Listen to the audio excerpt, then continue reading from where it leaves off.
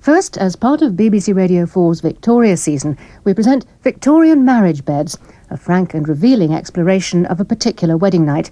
This week, an imaginative interpretation of facts surrounding the story of the playwright August Strindberg's marriage to his second wife, Frida Uhl. January the 6th, 1893. I am on the verge. I am standing at the threshold. The very edge. Bright white flames spring up from the sulphur. The whole room dances with shadows. Glorious inferno. Oh, image from Dante. Strindberg worshipped women. But when the sulphur had cooled, what did I observe? But he worshipped woman as a phenomenon. There was a tiny drop of water in the crucible. Yes, a tiny tear. And not women of flesh and blood. Now I have proven this. I can go on to prove my theory of transmutation. To mix copper and sulfur and iron. Create an alchemy. Kiss the philosopher's stone. So the woman worship, in fact, included a contempt for women. It often does. Turn base metal into gold. A Madman's Defense by Nicholas McInerny, with commentary by Bergenheim and Margarethe Fahlgren. These women, they were a challenge to him. Bitch.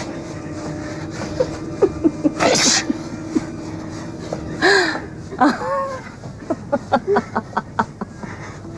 Frida was never impressed by Strindberg, you could say. I think she was the one of his wives that really had the most clear view of him as a man. I think she was a very intelligent woman. August could also express her emotions and her view on Strindberg in a way that his other two wives never did.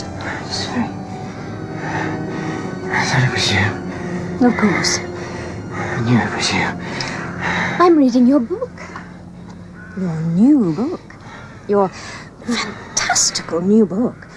What have you called it? A Madman's Defense. How appropriate. Put it down. I can't. Put it down, you bitch. Oh, but August, it's so much better than those dreary plays of yours. Full of fake agony and shallow self-loathing, pretending to be art. Now this is real.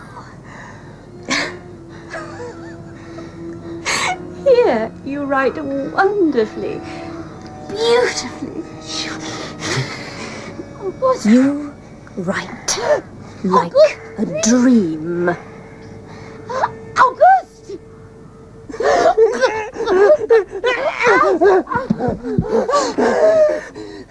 Frida, are you all right? Frida? What are we doing here? Did we fall out of bed? Yes. How? Because you had your hands around my throat. Me? Yes, you choking the life out of me, August, strangling me. I tried to struggle free, but you wouldn't let go. You wouldn't let go. It was a dream. Nightmare. About Siri.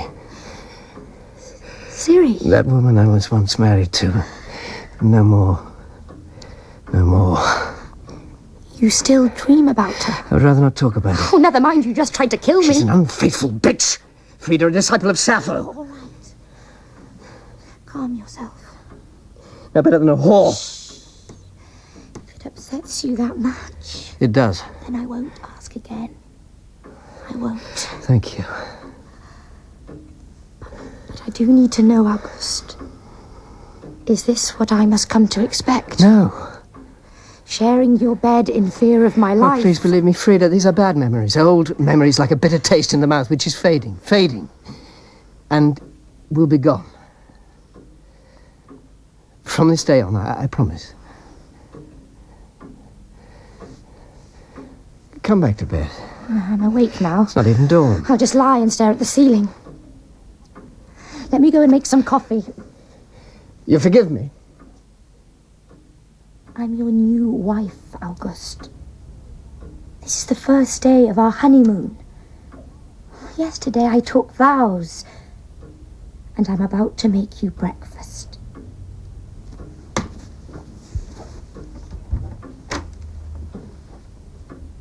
So don't be ridiculous. Of course I forgive you.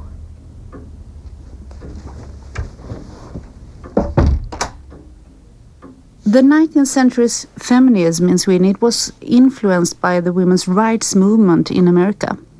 So it was sort of bourgeois women leading in the feminist movement. And the first organization, it was founded in 1873, I think. A bit late if you compare with England, for example. And this was an association that worked for married women's right to be the owner of property. In the 1890s, women had equal right of inheritance. They have right to ownership, possession. They didn't think that a woman should have any right to her own money. They had admission to higher education. They had the right to obtain academic degrees. Her husband should have control also over the woman's possessions. They had admission to certain governmental office. And they also, if they were over 21 years of age and had certain income, the right to vote in local elections. I would say that the feminist thoughts, they were not spread, to ordinary people, The working class woman, she had much else to do. The situation for working class women were totally different than for middle class women, of course. She couldn't think about feminist thoughts, but it was an open debate, and it must have been almost impossible not to notice that something really was going on in the field of woman and man and masculinity and femininity and so on. Stop this, Siri! Where are you? Huh? I said, where are you?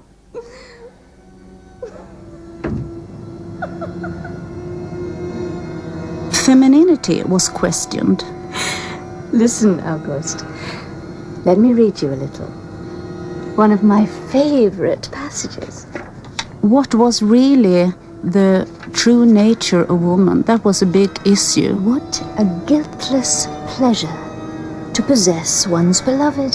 Who is a woman? Like the well-being that comes with the fulfillment of a duty. Is she a wife? And this is called a sin. Is she mainly wife and a mother? Oh, what a heavenly sin. Or is she an independent person? What a blessed desecration. Independent, soulful person, equal to man? What a divine guilt.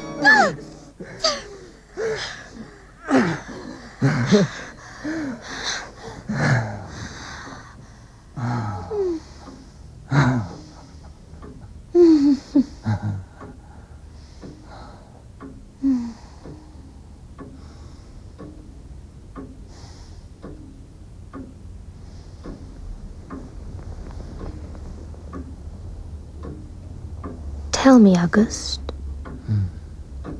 are you happy? Happy? Yes. Now we're together. Married. Man and wife. Are we meant to be happy? It's what one strives for, isn't it? What else is there? There are moments, yes. There are flashes, sudden bursts of... It's like art. At first nothing, and then a spark of passion, a catalyst. What is it? Desire, anger, revenge, love, hate. Mix it together and then a reaction, transformation. Truth blasts through, beauty explodes, new knowledge, new wisdom, epiphany, alchemy. These sudden, tiny, unexpected moments. But happiness. I want to show you something.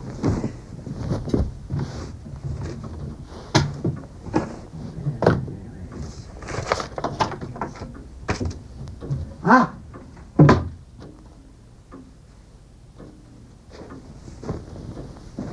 Here.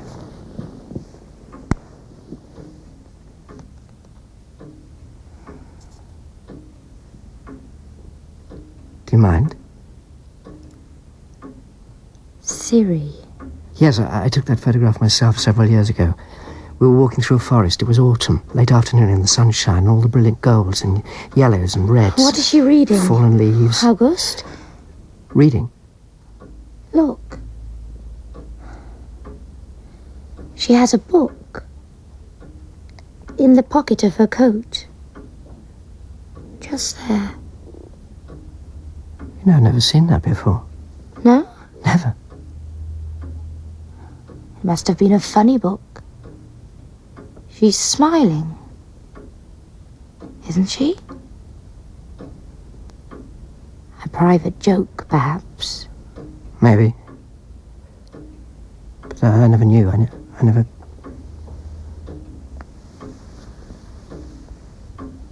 August. Why are you showing me this? Because I was happy then, too. Truly I was, when I took that photograph. There with Siri, together. The blink of an eye, surprised by joy. I suppose that's why I kept it. And will there be one of me, too, one day, to put beside it in your trunk? Frida, well, you mustn't think like that. I don't think like that. Oh, but you do, August, you do. You set yourself up for disappointment, for failure. It confirms your view of things.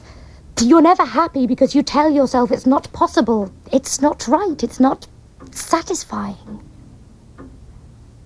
But I'm going to change all that. Starting from now, I'm going to make you.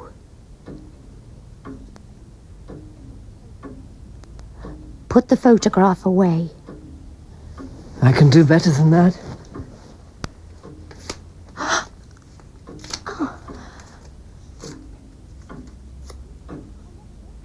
August, I never meant you to... There. Starting from now.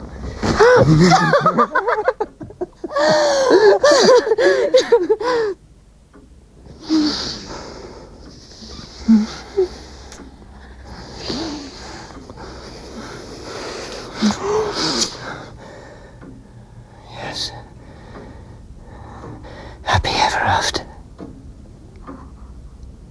The dominant view of sexuality was that sexuality is for conception of children.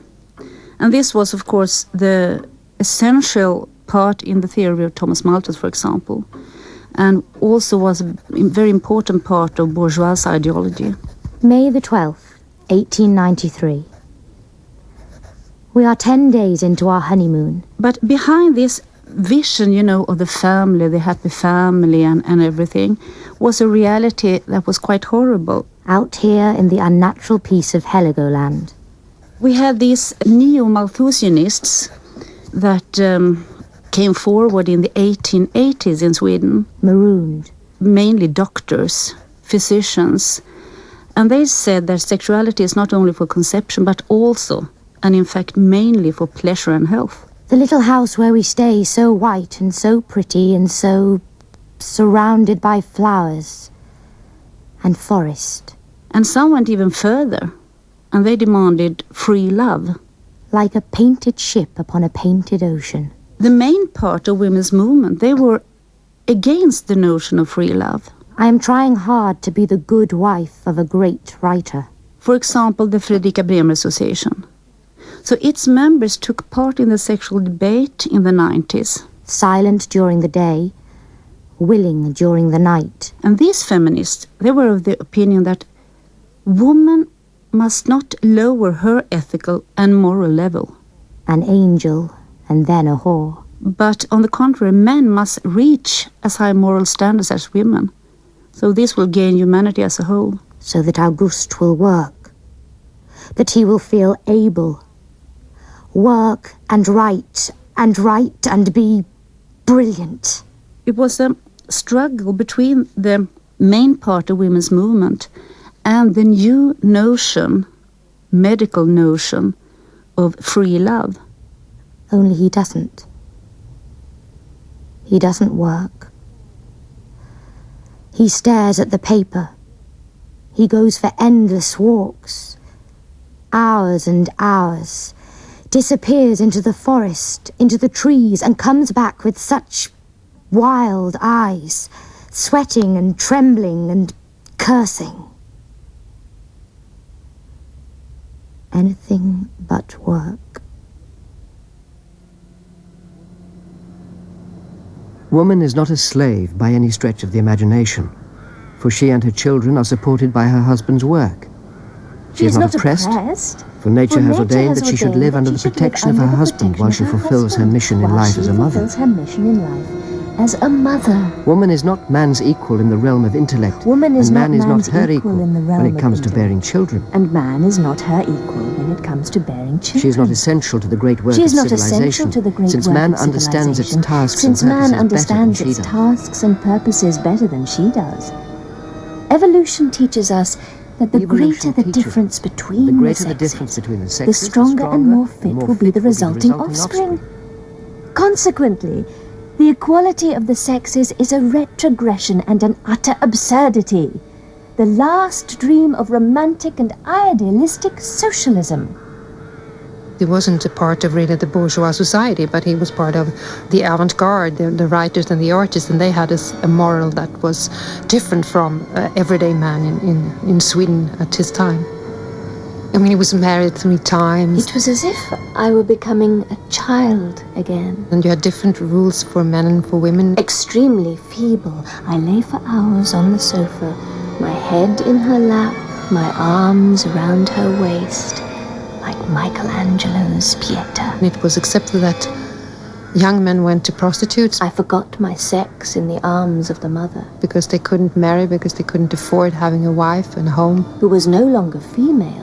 You got a problem then that you had sexless. An age difference between the bride and the bridegroom, often that the men were in their 30s when they married, when they had the finances enough to marry. Sometimes she regarded me with the eyes of the conqueror. Whereas the bride could be 17, 18, and their experiences of sex were very different. Sometimes she looked at me kindly. And often the married men would still continue going to prostitutes. Seized with the sudden tenderness the hangman is said to feel for his victim. Whereas I could think that a woman might not ever experience any sexual fulfillment within marriage. She was like the female spider that devours her mate immediately after having been impregnated.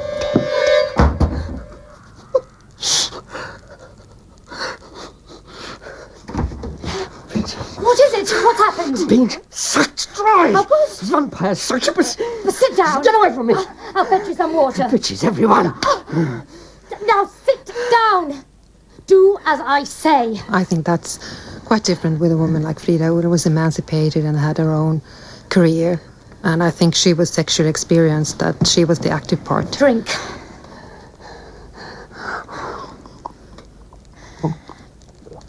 You need to drink, August. She seduced Strindberg, I would say. That's right.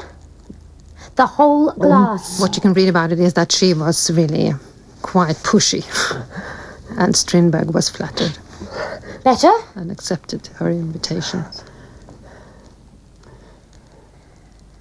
I would be. If you kissed me.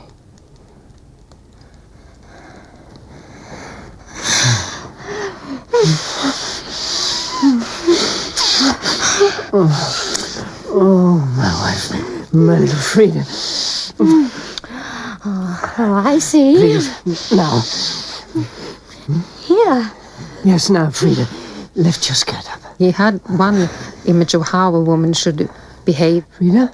But the women he married, they weren't like that. First, we decide. We leave, yes? Leave? Absolutely.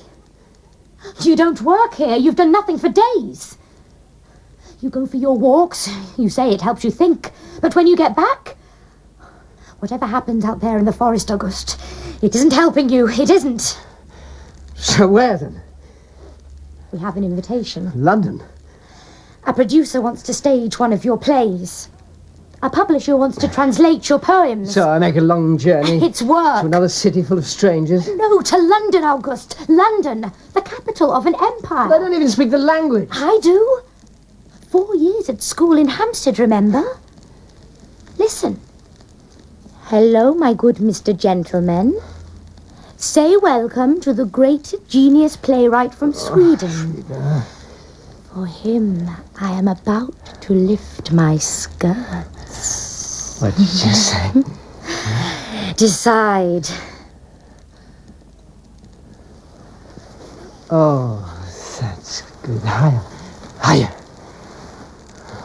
No more until you decide. Yes, yes, yes. Good. Now we'll go as high as you like. Just stand there a moment. I want to look.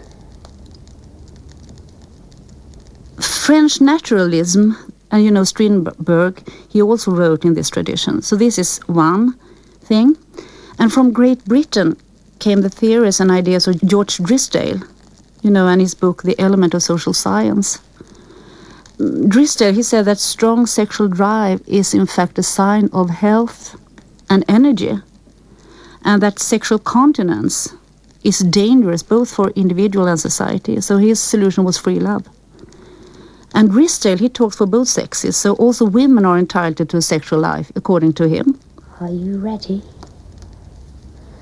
Yes. Yes, oh yes. This is the second. And the third is from Germany. There was a controversial critic. His name was Max Nordau. And unlike Drysdale, this man Nordau was a woman hater. And he said that since men are polygamous, women must make their bodies available for men. And Nordau, he was strongly influenced by Nietzsche and also by eugenic theories. And he said that a strong and powerful sexual drive creates a strong and powerful human race, you know. Hello, my good Mr. Gentleman. The playwright from Sweden will now present his greatest performance ever. Strindberg was also very influenced by Darwin, and especially the thought that woman is completely different from man. Strindberg always picked up a lot of ideas and used them in his own way. They both are animals, and they both have animal drives, carnal drives. He wasn't very systematic about ideas and science. But woman is different from man, and woman must develop as an individual, but through motherhood.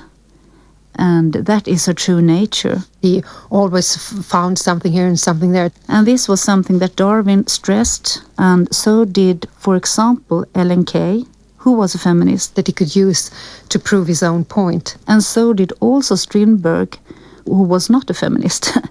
She said that women are not inferior to men. In this respect, he was trying then to prove that woman was inferior. They are equal, but they are different. When I ask myself today how I could have lived for years chained to a woman who nagged and pestered me and who pillaged and plundered me, I believe the answer lies in the small demands I made and in my austere philosophy that taught me not to expect too much of people. But above all, it was my love for her. I loved her so much. I loved her with my attentions, and more than once she let me know that the way I clung to her irritated her. But when she caressed me, when I laid my burning head in her lap, when her fingers played with my lion's mane, everything was forgotten. Everything was forgiven.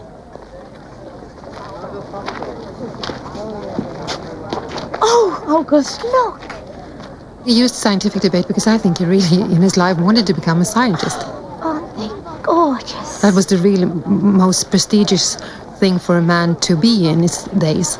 And he never found with this background that being a writer was really a truly male occupation. It didn't give him the prestige that he really wanted. A wonderful display. And that, I think, was something that he always felt. It wasn't good enough to be a writer. It wasn't a proper job. If you say so. Well, look for yourself. I can't. Of course you can. It's unlucky. What are you talking about? Of course it's not unlucky. It's a wedding shop, August. Full of dresses and veils in silk and pearls and...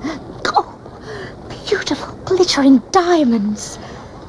Happy things to make your heart leap. Maybe yours. And yours, if you'd let it. Not me, not today. Why ever not? Because today I see omens. Rubbish. Signs everywhere, premonitions among the people, the noises, the smells of the street. August. If that isn't enough, in the middle of the day, darkness. The sun blotted out, fog spewed up from the depths of hell. But what about Pall Mall? The Buckingham Palace? Didn't I take you to Trafalgar Square? Oh, yes, just as Admiral Nelson disappeared in a black cloud, waving farewell with his one good hand. Just remember what we're here for. I'm trying to, Frida, but the publisher's away in Italy and the producer now says he can't produce my play. He said he'll produce it next year. Next year he'll think of another excuse. He let us stay in his flat. To ease his conscience. No, as a gesture of goodwill. Believe me, Frida, the play is doomed. It's not. Another sign, another omen. At least you're writing again, yes? You can't deny that. Oh, yes. Why not write and finish another book nobody wants? But as soon as I walk out of the door into London, what do I see? At the Lyric, right here in the Haymarket, Ibsen! Ibsen, like a curse that follows me everywhere, around every corner, the whole of London, worshipping Ibsen. On one side, Hedda Gabler, on the other, the master builder. But worst of all, the great Eleanora Duse is playing Nora in a doll's house, that tissue of lies. Page after page of lies, a poisonous pile of shit. Excuse me. I'm sorry. Forgive my husband, please, for very clumsy walking so. Strindberg was frightened for the new woman, the modern woman, whereas you could say Ibsen tried to understand her. And that's a great difference in their plays, where Ibsen wrote about the difficulties for a woman who wanted to fulfill her own needs and to have her own values in life and not depend on a man and the patriarchal society. And I think Ibsen really tried to look into the female psyche in a way that Strindberg never did, with that kind of sympathy for women's needs and rights. Is that Yes. one of the Haymarket whores? Oh, but she looks so young, August. Yes. Barely a child. Young and yet damned forever. Like I am. Damned and cursed. How will I ever escape?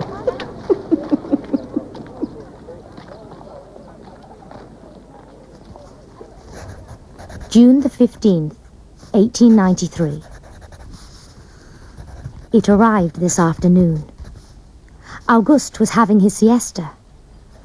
The doorbell rang and a delivery. A small parcel from Germany. Brown paper.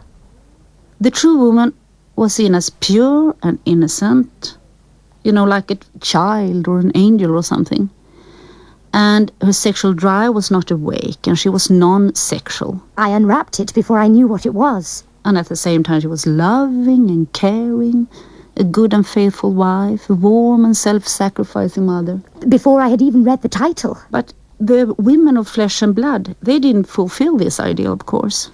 And therefore, women of flesh and blood, who actually demanded equality, was a threat. A Madman's Defense by August Johann Strindberg.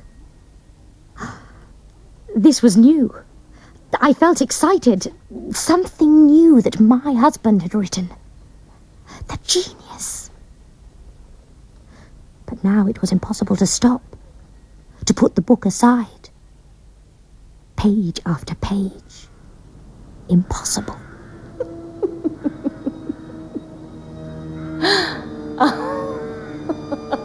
Impotent. It was I who constantly sought her favours, passionately, desperately. Desperately. And to satisfy this passion, what disgusting concessions What disgusting concessions did I not have to make? She had no reason to complain about me. But a bitch by nature, she had to run around and taste everything, even if it meant destroying her own happiness and that of her children.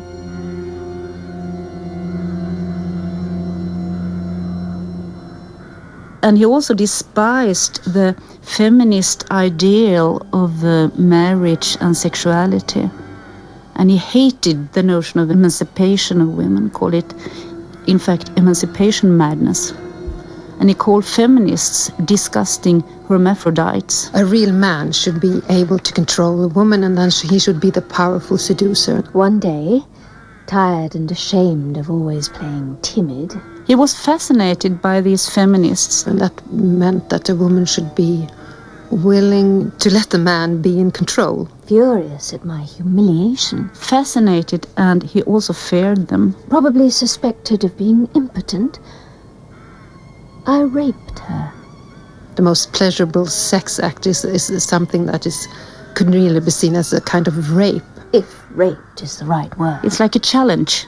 And rose to my feet after it was over, arrogant and happy, bursting with pride and self-satisfaction.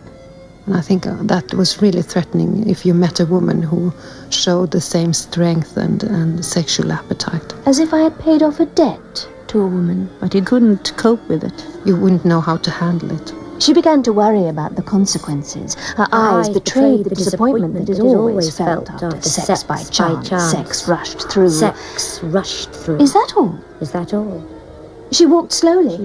I watched her from the window until she turned. I watched her from the window until she turned and looked at me and said once more,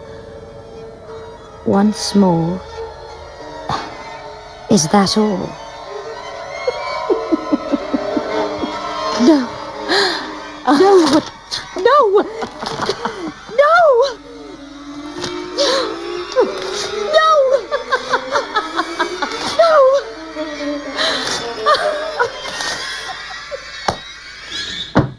You promised not to read it. I couldn't help myself. You promised. I am a woman, merely female. What are my promises worth? You're my wife, too. So was Siri von Essen. You choose to betray me like her. We both married a great playwright. Perhaps we had no choice. What does that mean? It means our lives are no longer our own.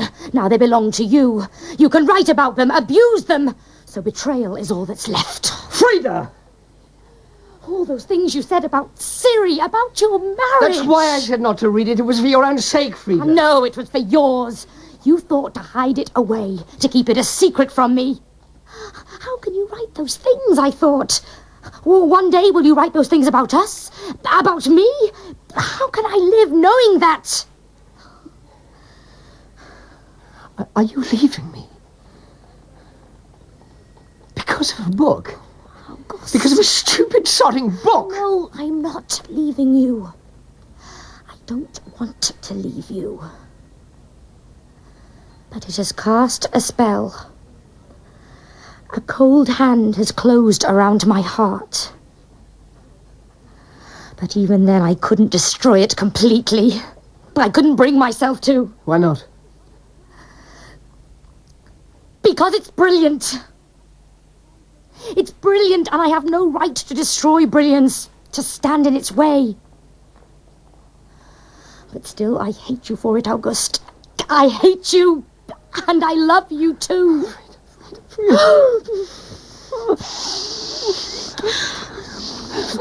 are one. Wife and husband. Husband and wife. One. Oh, August. August. It does seem that part never worked out. So what is it? Don't stop now. I can't. I never think he found that it was easy to relate to women in that way. Yes, you can. You have to. I just can't. What's stopping you? With Siri von Essen, when he was still quite young, it was sort of good at the beginning, but then it was mixed up with all the other issues in their lives that also made the sexual part of it complicated, I think. I just can't. Can't what, August? Be a husband? Be a man? Be a lover? Can't what? I can't. I can't. I can't. Because I think he was a man who wanted to be in control, and that meant being in control of small, ordinary things in daily life, and also being in control of women. He had a lot of need to be in control, and I think that is also reflects maybe to be frightened for being too intimate. Frida was never impressed by Strindberg, you could say. I think she was the one of his wives that really had the most clear view of him as a man. I think she was a very intelligent woman and could also express her emotions and her view on Strindberg in a way that his other two wives never did. June the 10th, 1893.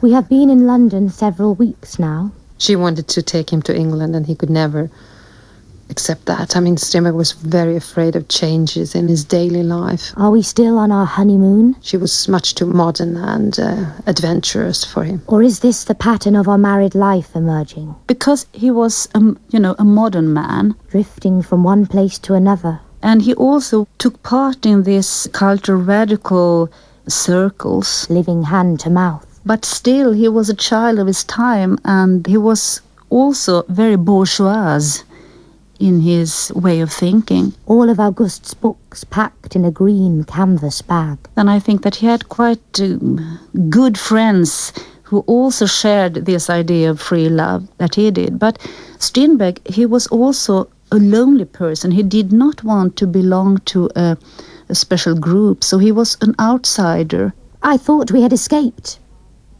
I thought we had fled the suffocating calm of Heligoland like two explorers ready to sail on uncharted waters, discover new lands. Also among the cultural radicals. Both in the world and in ourselves. He came to them and he left them. Between ourselves. And he came to them and he left them all the time. But something came with us. The notion of sexual freedom, as the cultural radicals wanted it to be for husband and wife, was more an intellectual game than a reality. And it also must go for Strindberg. A book. The past. The dark shadows back there in the forest. Something deeper and more damaged and more dangerous than I ever thought possible. And it won't let go.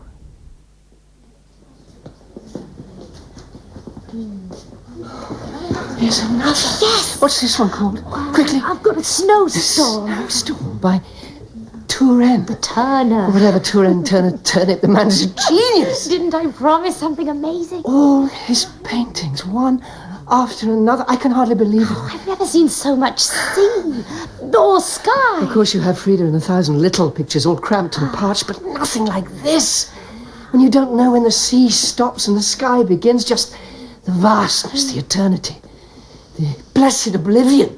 I'm transported. I'm taken to another place. To the heart of nature. More than that, to ourselves, Frida. Our true selves, not what passes for progress, but us. The elements, man and woman, base metals waiting to be transformed into gold. Are there more paintings? I don't care. I let them look. Oh, my love. I want to see more madness, more storms, Of course. more terrible, terrible, beautiful happiness. I'll show you as much as you like.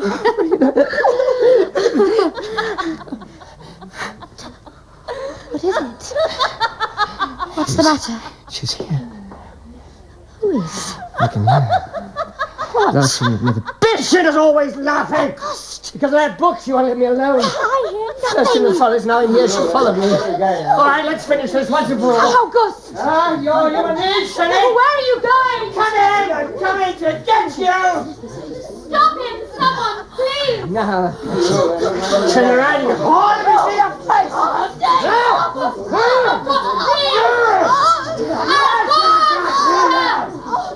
August!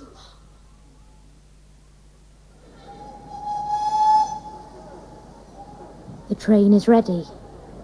Shall we go? I think they wanted to be partners. I think he was a man who wanted to be in control. They wanted to be equals.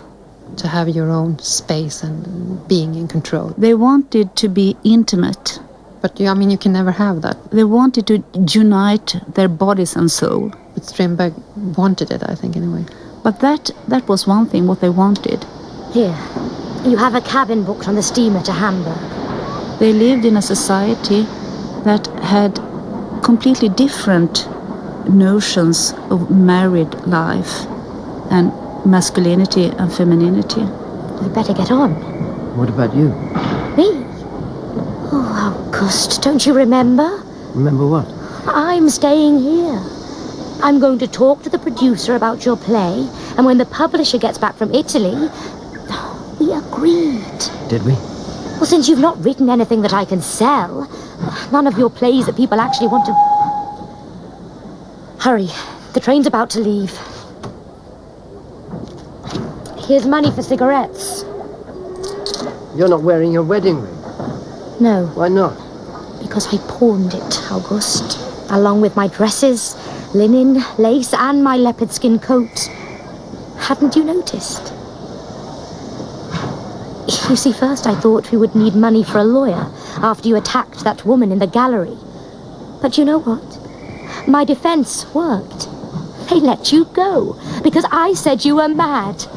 You had suffered a terrible breakdown. A madman's defense, August.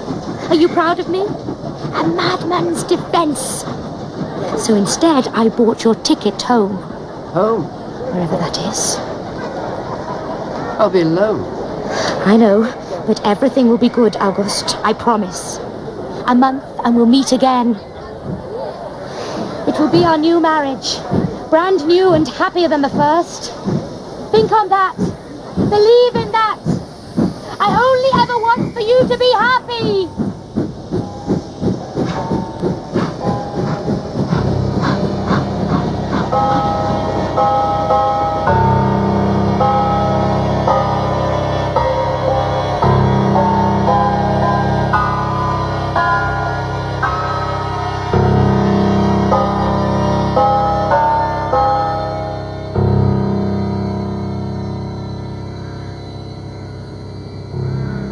I think it really showed the difficult situation for a man in those days who wanted to be a Superman, and meeting a woman and having to deal with his own shortcomings and her expectations. He found himself in conflicts and he didn't know how to solve them. You can see that in the Madman's defense, where in the end Axel says that death is the only solution. I don't know how to cope with my life, how to live in those changing days with all the expectations and all the ideals, but also the reality that you have to face as a man and as a woman.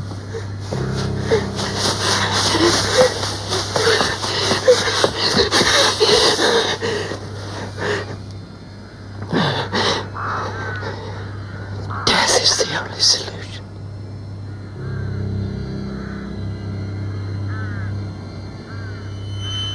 In A Madman's Defense by Nicholas McInerny, Strindberg was played by Anton Lesser, Siri by Teresa Gallagher, and Frida by Annabelle Dowler.